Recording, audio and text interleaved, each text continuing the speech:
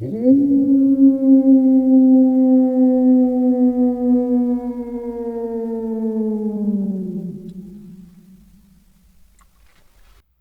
back to Pips-N-Chits. Today I will be painting the Wolfman from the 1 to 5 player cooperative game Horrified, published by Ravensburger. And as you can see, I've already primed the Wolfman here in Gray Seer, one of the Citadel contrast primers there from an aerosol can. However, I did go ahead and see if I can focus in a little bit on the face, just so the face would stand out a little bit more. I also primed him with Wraithbone. I took a little of the base paint from the pot, mixed it with a little bit of water here, and painted that on, only to make the face pop a little bit more when we use the contrast paint. Speaking of contrast paints, about 80% of this model, 85% of this miniature will be done using contrast paints. I only have to worry about a couple of things here. His pants, his shirt, his hands, feet, and hair, which will probably be one color, and his face. I am going to use a couple of traditional acrylic colors as well, probably more so for the base here. We'll make maybe some decorative buttons on his shirt. Think about his eyes, and maybe a couple of highlights here. But you could use any color. Since the head and the fur and on his hands, I'm going to go ahead and be using Gore-Grunta fur as the contrast paint there. But as far as his shirt and his pants goes, you could use any color. I'm going to go something a little bit more traditional. I want to make his pants something akin to blue jeans. So I'm going to be using contrast Talassar blue. And then for the shirt, I'm going to go ahead and use the contrast Militarum green. And for his face, I'm going to use Guilliman flesh. And I might mix a little bit of Guilliman flesh as well with Gore-Grunta fur just to do the palms. I don't want the palms to be standing out too much, but at the same time, I don't want it, I want it to kind of blend in with the rest of his fur. Looking at the picture here, the art that comes with the game, we see that he's wearing a brown shirt with some object source lighting here, a lot of yellows and stuff like that. I'm probably not going to be going for the object source lighting, and because his fur is already brown, I'm going to stay away from the brown palette. But there's nothing wrong with you choosing a different color. Maybe you could do a red for his shirt, maybe even an orange for his shirt. You could choose Skeleton Horror brown as kind of like a beige for his pants. Or you can even reverse the colors. You could do his pants in green and his shirt in blue. It's totally up to you. I'm going totally off script here. There really is no actual color scheme for him. So let me go ahead and just adjust the camera here, and we'll get right into painting the face and his pants right now. Okay, I went ahead and readjusted the camera, and off screen I mixed up my Guilliman flesh and my Talassar blue real quick. Gave it a good shake because we want to make sure that that medium that kind of stays there at the bottom gets mixed in very well. And I'm just going to go ahead, come right in right here, and paint his face. And I'm not too worried about a little bit of the bleed over. And the reason why I'm starting with the flesh first is because it's much easier to fix with a darker paint afterwards when we do his beard and his hair. It's easier to get that dark paint over the light paint than it would be the opposite way around. If I spilled over with some of the other paint there, this Guilliman flesh, or excuse me, if I did the, oh gosh, I'm sorry, I'm losing my train of thought here. If I painted the dark paint first and then went in with the light, you might see it a little bit more. So I'm basically just getting in here on his face to bring out some of those features there, his eyes, his nose, the nostrils in his nose, his lips, and I'm kind of doing a little bit of the ears. Now the ears might get lost when we go ahead and put in the darker paint here, the Gore-Grunta fur, but I'm not too worried about that. So with the face done already, look at that, we'll go ahead and just wash my brush off real quick with some water. And make sure I close that pot up. And then I'm going to go dig right into the Talassar blue and go straight for his pants. I'm going to get some of the excess water off my brush here. I'm going to dive right in and get this blue. And we're going to go right into the pants here. And I'm going to just move that around. Make sure that you try to get off as much water when you wash brushes as much as you can, because you don't want to thin down that medium too much there. That medium is kind of, the pigment is suspended in this gel stuff, and that's what helps it separate a little bit. So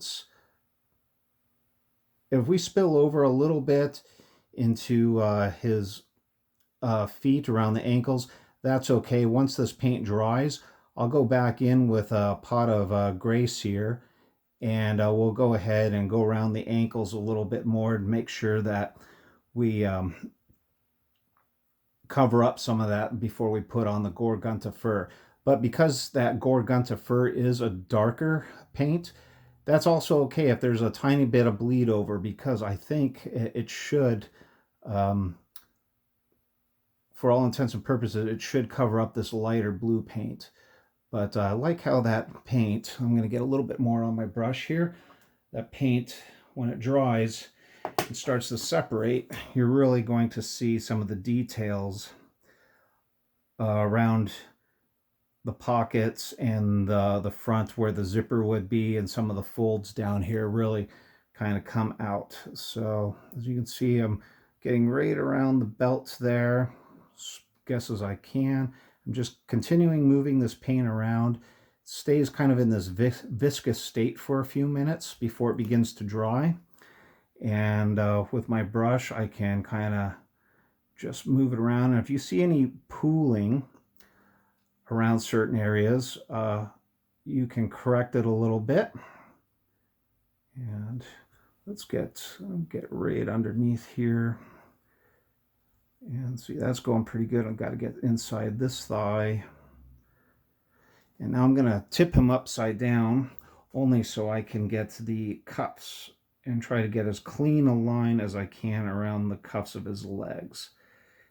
I might have to, I'm doing pretty good. I don't think I'm going to have to do a lot of touch up, but might come in just for a second or so and clean up a little bit of the ankles. But more or less at this point, we'll let this Talassar blue go ahead and work its magic. I'm just kind of giving it a once over here real quick, make sure I got everything. And we'll go ahead and let this dry before I come back in, and we'll then go ahead and do his shirt, I think, next. With that, let me go ahead and pause and see. You can see how, see what he looks like right now there. And I'll go ahead and kind of turn him around real quick. And we'll see you back here in the next cut. All right, we're back, and we're going to go ahead on to the next color. As you can see here, that Talassar blue went ahead and dried, as did the Guilliman flesh color, and went ahead and mixed up the Militarum green, which I'm going to go ahead and use for the shirt. However, you can see a little bit of the medium down here. Off camera, I've been shaking this for a little bit. I actually put an agitator ball in there and been shaking it for a good minute or so, and well, we're just going to go for it. I have actually two brushes here. I've got my size 4.0, which I'm going to do the majority of the detail work right around the collar and the wrists, just so I don't get a lot of bleed over here. But I'm going to start off with the 2, and that's going to be my bigger, that's going to have the most paint on it right now. I'm getting it off camera, and we're going to come right in, and we're going to just start getting that Militarum green on his shirt there. And I'm going to try not to let it pool up too much. Make sure we get under his arms and on his back. There's not a lot of grooves. There's a couple of folds on the back of the shirt, but we want to make sure that we move this paint around quite a bit so we don't get that pooling effect going on. See, getting a little bit more and want to get down to his wrist. Let me get a little bit more paint on my brush here. Get down to the wrists and the collar. Like I said, we'll go ahead and move to the other brush and we'll get a little bit more detail. Not so worried about it down here, but we could touch his waistline up here in a second. I might not have to with the smaller brush. So again, get this on his arms here. Make sure I get underneath that armpit and kind of, oops, still moving it around. Move. Oop, I need to get a little bit more on the brush. We'll get the front here now. And just moving it around, continue to move the paint. See a lot of nice details starting to come out, especially around the pockets and front of the shirt. See some of the buttons coming out. Doing my best here to try to not get any on the hands or the wrist area.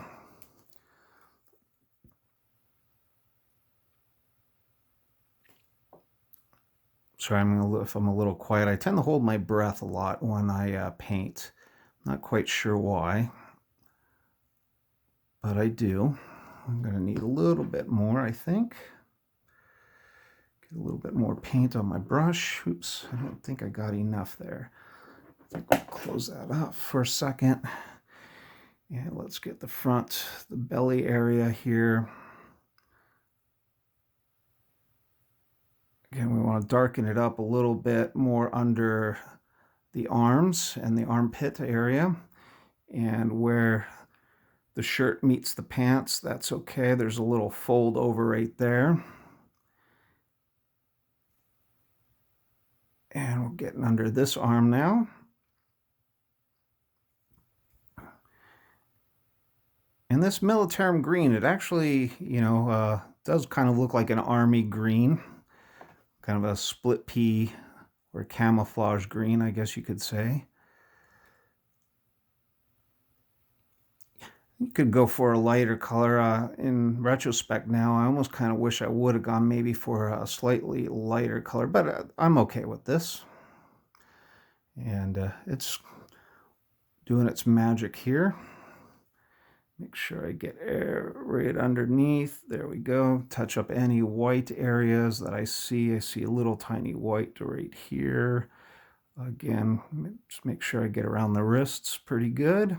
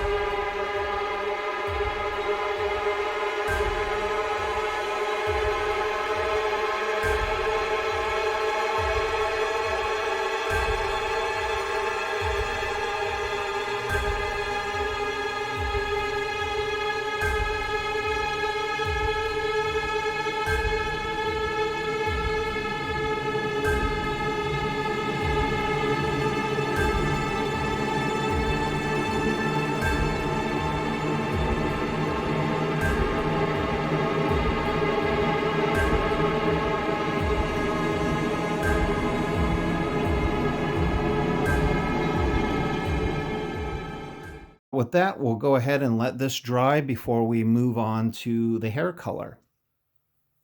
All right, and now I'm ready to paint his hair, and for that I'm going to do a dark brown color, Gore-Grunta, for another contrast paint, and I'm going to go ahead and apply that using a size 4 brush to his feet and to the majority of his head. However, when I get to his beard and neckline, just so I can avoid getting a little bit of that paint on his face with that flesh color, I'm going to change to a smaller size brush, probably either a 3 or a 2. I'm not going to do the hands immediately right now because I have an idea that I want to do the backside of his hands, the Gore-Grunta fur, but I want his palms to be a little bit lighter. So that'll probably be expected in the next cut. But for now, I'm going to go ahead and open up this pot here. I've already shaken it up, and I've got my size 4 brush and get some of that Gore-Grunta on here, and let's get right into painting his feet.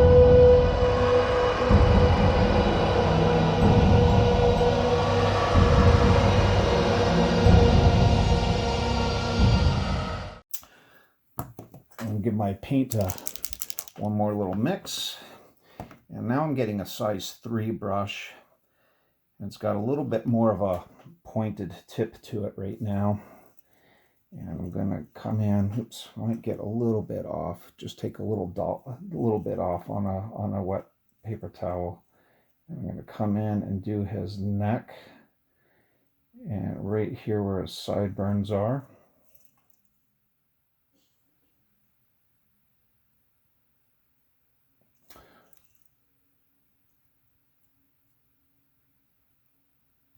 Okay, that turned out pretty good. Coming around the front now. Ooh, I'm sorry, I gotta lower this a little bit so you can see. Now let me adjust my. Oh, I apologize there. Change the camera position by accident.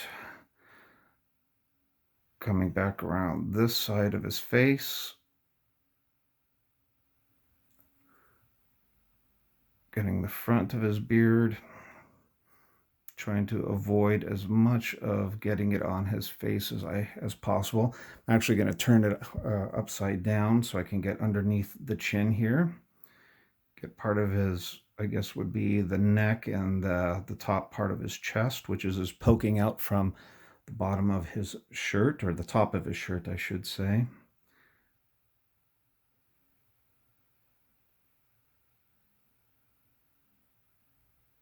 And making sure not any white spots that I can see. There's a little bit of a white spot right underneath his neck. On both sides, just kind of coming around where the ears are again. Trying to avoid the ear. But if you do screw up, that's okay. You can always go back in once it's dry, and you can bring out your, Wraithbone and Seer paint and kind of start over, cover it up, and then wait for that to dry and start up again. I'm just getting a little V. Kind of has like an Eddie Munster thing going on here, right at the top of his head. And again, just coloring in his sideburns. And oops, let's see if I can bring that up, focus that into view for you guys. There we go. Sorry, again, I'm just kind of doing this with my cell phone, and sometimes it's at an angle, so it's hard to both see what I'm painting and how you're seeing it out of the camera. So I apologize that it goes out, and of course, trying to get this focused. But you can see here, I've got his legs done, his feet done, that is. And we're going to do the hands here in a second. So let me pause just for a second so I could set up for that and tell you what I'm going to do. All right, now for the hands. So I have an idea, as I kind of mentioned earlier. I want the palms to be slightly lighter in color than his hair, but I wanted this to kind of blend. So I'm going to do a kind of a wet blending here. What I have here in the pot is I have 2 parts of the Guilliman's flesh, which is the same color that we painted his face, and 1 part of the Gore-Grunta fur. So I'm going to mix this up. And even though that Gore-Grunta fur is very, very dark, I'm hoping that it turns out to be slightly lighter than the Gore-Grunta fur just by itself. And so what I'm going to do now is I'm just going to paint that on the palm of his hands. And while it's still wet, I'm going to then do the back side of his hands with the fur straight out of the pot. So what I'm hoping to achieve is slightly lighter palms and darker on the back side. So as you can see here, it is a little bit lighter than the hair right now, but I'm still maintaining some of that dark color. And I'm trying to get the wrists. I'm going to soak up a little bit more of this here, just maybe get his fingertips. I'm going to turn this upside down and get his palm and wrist right here, the back side of his wrist, and make sure I get that thumb pretty good. I'm taking away some of the pooling here that's starting to happen in his hands. And then now, with another brush, I'm going to dip back in to the Gore-Grunta and then apply that to the back of his hands, and where the 2 meet, kind of blend it a little bit. So here, using back to my 3 brush, I've now got this on the, oops, let me get it in the camera view here. Got that on the back of his hand. So here's the darker color.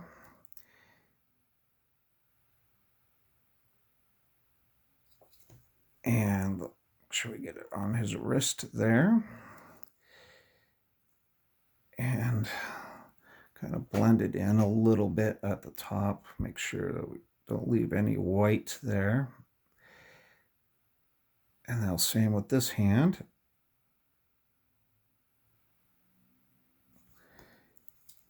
And as this paint dries, they'll kind of, where the seams are, they'll kind of mix up a little bit, and it'll be very hard to tell where one shade, I'm kind of hoping for a gradient, where one shade ends, the other one starts.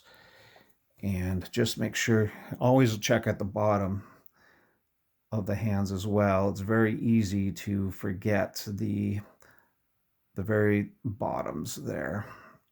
And the wrist, and make sure it goes right up to the shirt, which in this case is very hard for me to see just based on the camera angle or how I'm viewing this. Actually, I got to get a little bit more paint on my brush. I'm actually already running out, so I'm loading up my size 3 one more time, just a little bit, and I'm getting the back side of hand, and I'm actually going to pull some away here in a second. I'm rotating that around just to make sure that I have back, and get the wrists. I'm going to wipe it off my brush now on a paper towel. I'm going to come back in and I'm going to soak up just a little bit that might have pooled a little heavy here, and kind of move it around. There we go. I think that looks pretty darn good. So kind of giving the effect that his hands are going to be, dark, much darker on the back side here. Let's see if I can focus this. Be dark on the back side of his hands, and as we kind of move to the front, His palms are just a tad bit lighter in color. Not as light as his face, mind you, but it does kind of blend and transition a little bit better. Remember, that's a 2 parts Guilliman's flesh to 1 part Gore-Grunta fur right there. And I can see I've got a little dot here that I missed right on the top of his wrist. I'm going to grab some more of this from my pot here, and just get that in and make sure that there we go.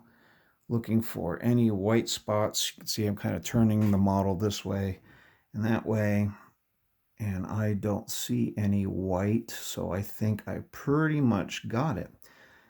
So at this point now, we are pretty much done. Just the eyes, and if you wanted to go a little bit further, we could do some stuff with buttons. I might get a little bit of a metallic paint out just to dab on a couple of the buttons there.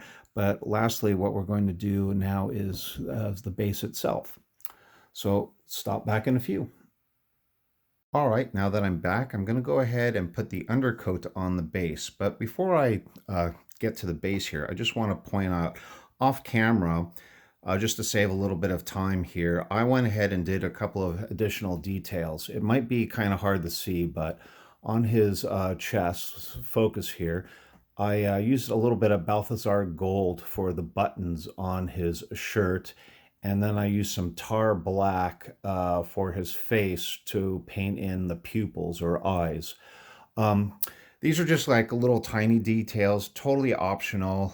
You don't have to do this at all, but I thought that the gold especially for his shirt it made it a little bit more interesting and had a little bit of a pop to it.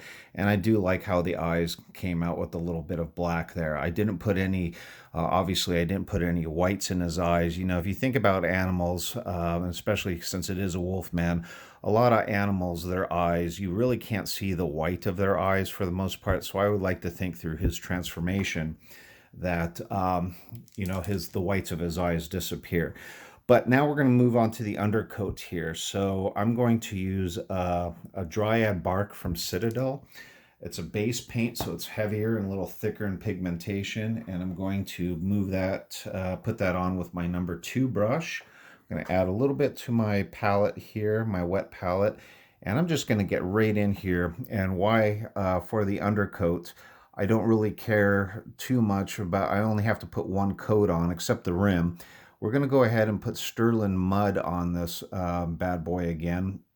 And then for landscaping, I have these little tiny twigs, if you will. I guess at this scale, it would look like a log from a tree. And we're going to glue that on. And okay, after repositioning the camera, you can see I've moved forward a little bit on the base. What I did off camera, just because it's not that exciting to watch, is I used some Citadel sterling mud and you know, put some nice texture down here on the base, and I used a kind of a dark wash on there to, you know, bring out some of those raised areas. I also, this rock is one that I made myself. This is some cork, actually it's a champagne cork there, that I went ahead and cut up and then painted with some various grays and blacks. And then I found this like little twig out here and cracked it and glued it in place there. That's more or less kind of makes a little bit more interesting, you know, landscaping here up front. And what I'm going to go ahead and do now is I'm going to do 2 dry brushes. One to this rock. I'm going to add some Longbeard gray to that stone there, just to bring out a couple of edges. And then I'm going to use Niblet green again. It's a kind of a bright green, and we're going to go and kind of do a little bit over the sterling mud and a little bit over this log here, especially on top. And it's going to more or less act like a moss, if you will. And then once, give that a few minutes to dry. And then once that dries up, I'm going to go ahead and using some landscaping material, we're going to go ahead and put some moss and stuff on the log and some brush, and I think it's gonna make this thing really stand out here. So see, I'm just kind of hitting some of the edges. I might have had a little bit too much paint there. That's okay. We'll hide. It'll darken down here in a few minutes once I add everything else up. So I'm not too worried about that. As you can see, I added a little bit of that Longbeard gray there. Now I'm going to go ahead and break out this Niblet green. And same thing, I'm just going to grab a little bit of this green paint here, get a good portion of that on my brush. Get my little napkin out here, take a bunch of that off. And what I'm going to do now is I'm going to start brushing this on. Hopefully you can see some green show up on some of those raised edges. Might even hit a little top of that rock there just to get some moss, appearance of some moss. We'll hit the top of this log a little bit, because you figure the Wolfman, you know, he's kind of running around at nighttime. It's a full moon. I'm sure that there's fog and heavy mist, and imagine a lot of the locales that he's in, you know, is going to be very damp and, you know, moist, and maybe some bogland areas, maybe some forest and whatnot. So we'll just get a little bit of green in there, again, right on the top of this log, just to kind of simulate some growth there, some vegetation. And I think that's coming out pretty darn nice right there. I'm not going to do too much, but just enough that you get the hint of it. And I think that's pretty good. Make sure that I get some, cover it all, so it doesn't look too awkward that some areas are heavier than the others. But as you can see here, let's see if I can bring this light a little bit better.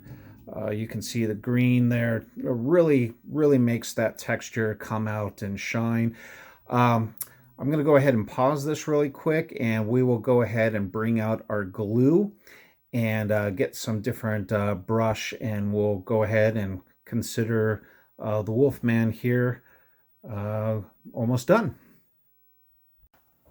Okay, I'm back. I've been experimenting a little bit off camera here. Just to show you what I'm doing is I'm taking some basing glue from Army Painter, and I'm taking some of this material, just tearing a little bit of this darker green material up, and with my tweezers, I'm just kind of putting some of this basing material here in strategic places, kind of to hide rock, you know, part of the rock and some of the seams and areas where the paint might be a little light.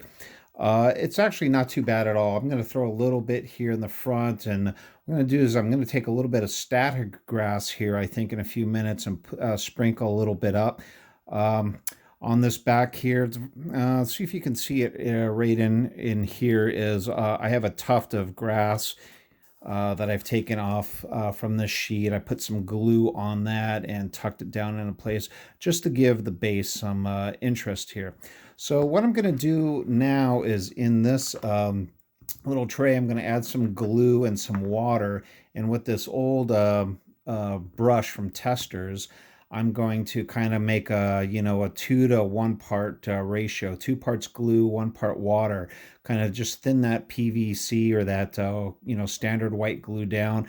And I'm going to go ahead and dab it in a couple of areas here. And then I'm going to go ahead and add some static grass. And I'll show you that in a second here. Let me just get prepared ahead of time, and we'll be right back.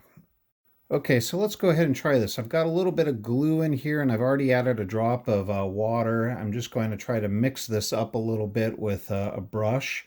Now it's going to be very hard to see this white glue paste here on this white plastic, but get some on my brush, and we're just going to paint on just a tiny bit here and there. We're going to get a little bit on the top of this log. Get a little bit more by his feet, just kind of in some random areas here, maybe in front of the log a little bit. So let me add a little bit more glue to there. And then what I'm going to do here now is I'm going to take this bag of static grass, and with some tweezers here, I'm just going to pick out a little bit of this, and we're just going to kind of sprinkle it in place here, and we'll tap it in just a tad just to get it to stick in, and then we're going to kind of blow it off a little bit. Just add a tiny little bit more here to the top of this, just so the glue can take some effect. Close this up, and go ahead and tap some of this off just so I can catch it here in this basin a little bit. Make sure you tap a little bit more in there, and that way this glue is going to, when it dries and dries clear, we're going to have some really nice, as you can see here. Let me see if I can zoom in.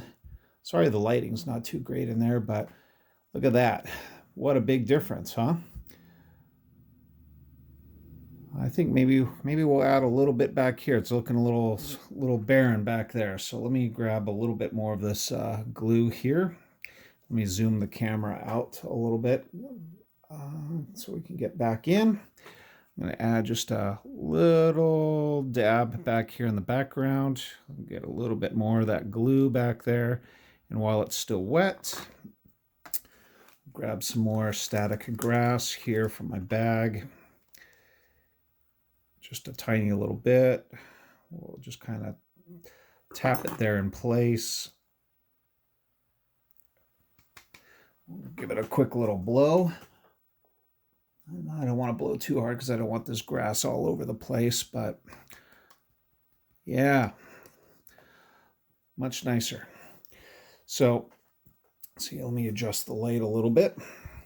And as you can see here, Mummy, or excuse me, I just said the Mummy, the Wolfman. I don't know. It's been a long day. I actually just got home from work, so I worked a whole 8-hour day or 9-hour day after starting work at 7 o'clock this morning. And but anyway, that's the Wolfman there. We got some, I think it turned out really nice. When this thing dries, we're just going to go ahead and finish it off with some Tester's Dull Coat to seal it all in. That'll also help keep some of this thicker stuff in place. Kind of seal it in as well. Act, you know, kind of like hairspray or glue a little bit. It's gonna keep that down. So all in all, we'll finish off here in a second.